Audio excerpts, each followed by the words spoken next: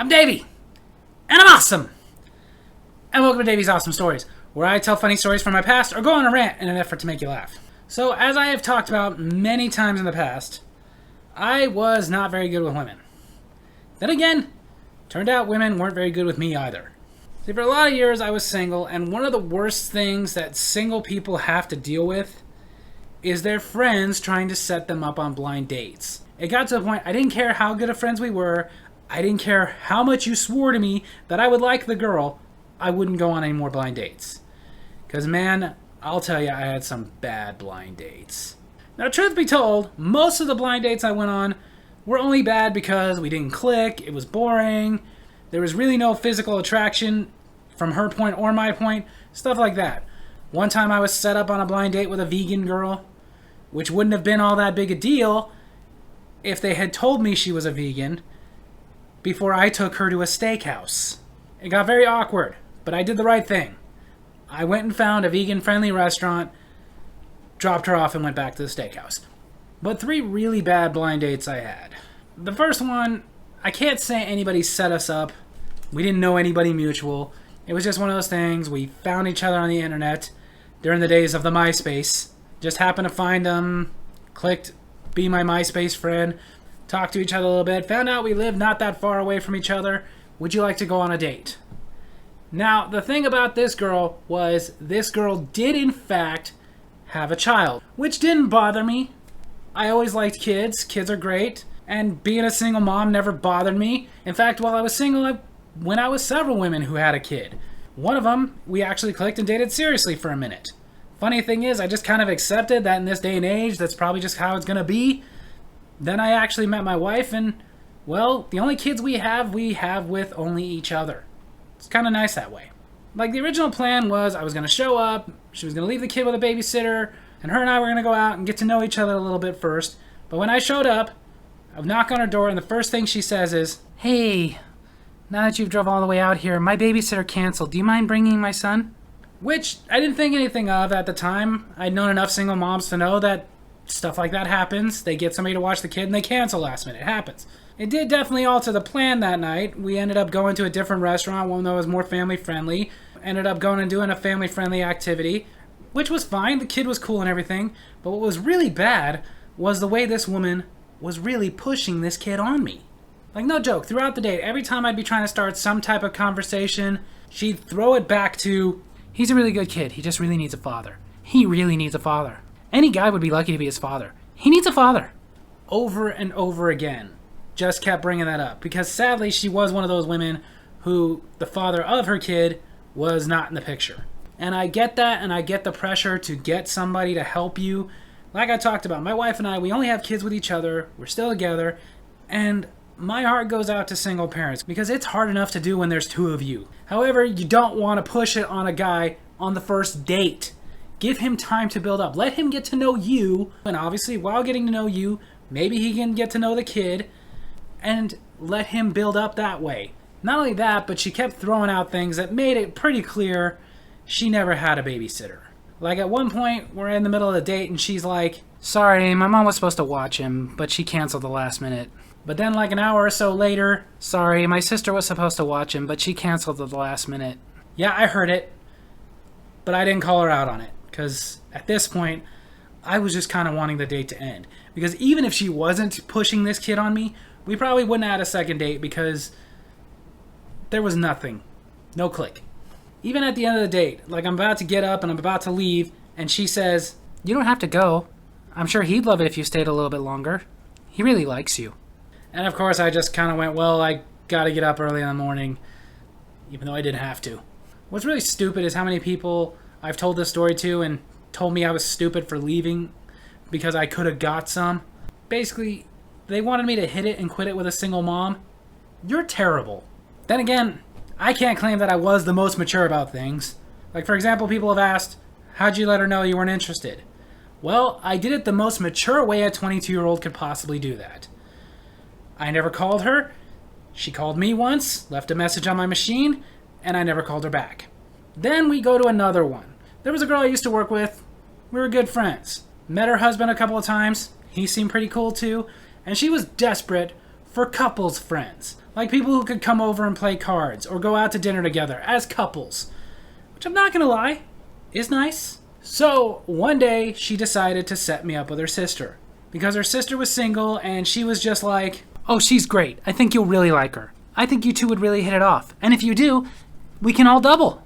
Just going on and on about her sister. And I was like, you know what? I really like her as a person. She's really cool. If she was single, I probably would have asked her out. So yeah, why not go out with your sister?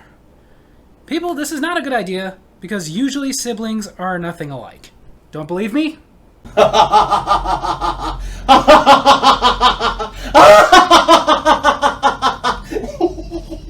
When I first showed up and met the girl, I was like, okay, you know, she's pretty good looking. Let's see where this goes. We went out. We were starting to have a good time.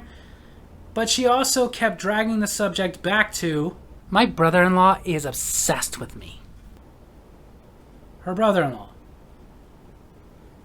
And yeah, just to make sure, I did ask, do you have another sister? No, just her. Yeah, so obviously she's talking about my friend's husband.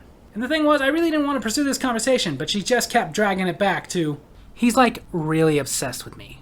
Well, okay, well, I don't know. I guess he likes you. I guess that's something you guys got to work out between the three of you. Yes, that was my effort in trying to change the subject. However, my interest did peak a little bit when she was like, no, like, scary obsessed. Instantly, I knew I was going to regret this, but I had to know, what's scary about this? He, like, calls at all times of the night, and if I don't answer, he leaves, like, really creepy messages telling me how much he wants me, how he wants to leave my sister for me, if I'm dating somebody at the moment, how much he hates them and they're not good enough for me. The last guy I dated, he told me he was gonna take care of him. So basically, her crazy-ass brother-in-law was stalking her. And of course I did ask her, why don't you tell your sister about this? I don't want to start drama. You know, I'm all for not bringing about a bunch of drama into somebody's life, but if there was ever a time to just go ahead and do it. So the date ended quickly, and I took her home, and I refused to walk her to her door. Just pulled up next to her place and went like, okay, well, maybe I'll call you sometime. Have a good one. Have a good night. Never called her again. Then again, she never called me, because I kind of made it obvious I wasn't interested. What was awkward, though, was then having to talk to her sister, who was like, she said she likes you. She'd like to go out again. More like she wants me to save her from a psycho. No thank you. But of course, I'm not getting involved in this either. So I just kind of told her, yeah, I just didn't feel anything there. Sorry, there was really no spark. But thanks anyway. Well, why? And again, I just kept going with the same tired excuse of like, well, I just didn't feel nothing for her. Because I didn't want to say, because I had no interest in having some guy jump out of my bushes and slit my throat and then ending up as a character in your original Lifetime movie. The last blind date I'm going to talk about was not nearly as dramatic as any of these other two, but still very bad. A friend of mine set me up with this girl, who when I first saw her, I was very excited because I'm not going to lie, she was very attractive. I picked her up, said, hey, you like Chinese? She said she likes Chinese. We went to go to a Chinese restaurant. We're sitting down talking, and it didn't take very long for me to be done with the conversation. Why? Because she is what I call a, did you know? Girl. So titled because she was one of those girls that just thought she was a lot smarter than she was. Just thought that she was just an amazing genius. Knows everything. Thinks that everyone around her knows nothing and has to start every subject with, did you know? As bad as the other ones were, this one was so annoying that not even halfway into the date, I'm sitting there wishing I could be back with the finding a father-obsessed woman or the girl with the psycho brother-in-law. Because the worst thing about these know-it-all girls that do this kind of stuff is nothing that they bring up is ever really that compelling. It's never something that you're going to look at her and go, oh, wow, I didn't know that. It's more stuff they bring up and you go, duh. Like, did you know that hot dogs are filled with nasty stuff? Duh. Did you know the government spies on us? Duh. Did you know the internet has literally changed the entire world? Duh. Yes, these exact subjects came up at some point. And keep in mind, this was not like early 90s that I met this girl. This was like 2007, 8-ish, where it really was like, duh. And I can't really give you any more examples because eventually I just kind of tuned out, and all I was really hearing was, "Did you know this? Did you know that? Did you know blah blah blah blah blah, like yakety schmackety schmack schmack?" Finally, our food came. And I made a mistake. Made a little comment that I did not think that she was going to have something to say about. Turned out I was wrong. Amongst my food that I got, because this time I decided to change it up a little bit. Usually I'm the guy who gets the General Tso chicken, but I got a dish called the curry chicken, and it had, of course, chicken and vegetables in it, and among the vegetables, it had asparagus tips. I love asparagus. Asparagus is easily my favorite vegetable. So I made the mistake of looking at my plate and just simply saying, "Ooh, asparagus." Didn't realize what I had just done there. Did you know asparagus makes your pee smell really bad? Now at this point, having spent hours listening to Did You Know This, Did You Know That? Okay, probably wasn't hours, probably was only like an hour, but felt like hours. I was at a point that my wife refers to as done. My wife knows me so well, she can see it in my face, and when she sees me having a conversation with somebody and I'm just done, she'll come over and get me out of that conversation. Because she knows if she doesn't, it's not going to go well. But my wife wasn't around.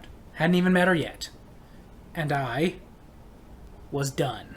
So after she mentioned that asparagus makes my pee smell bad, I didn't really think about it. I just responded. "Yeah, and?